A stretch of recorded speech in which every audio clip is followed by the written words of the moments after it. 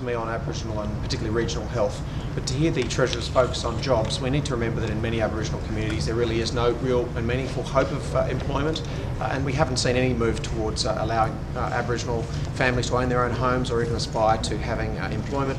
And certainly there's been almost no move towards being able to orbit or move outside of the 90-minute rule to attain a job, and without that, of course, healthcare is compromised.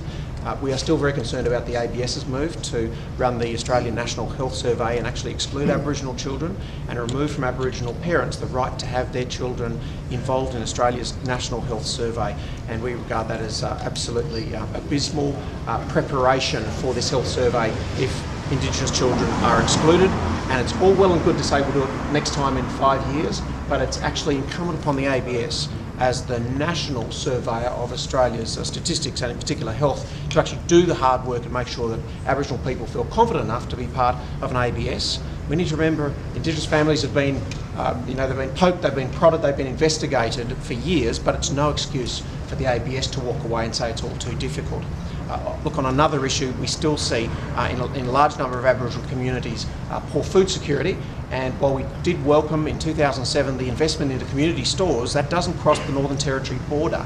So when you go down to the APY lands in South Australia or across places like Chutranjara in Western Australia, they still have the community stores in the condemned buildings. They still have the mice plagues.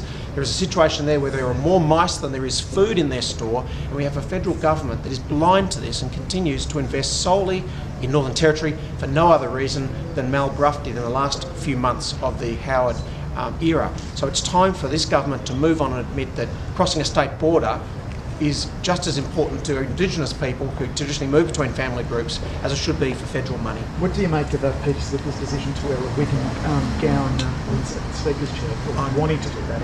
I'm not only completely agnostic, but I just don't think it's a major issue for Australians. Thanks very much. Good.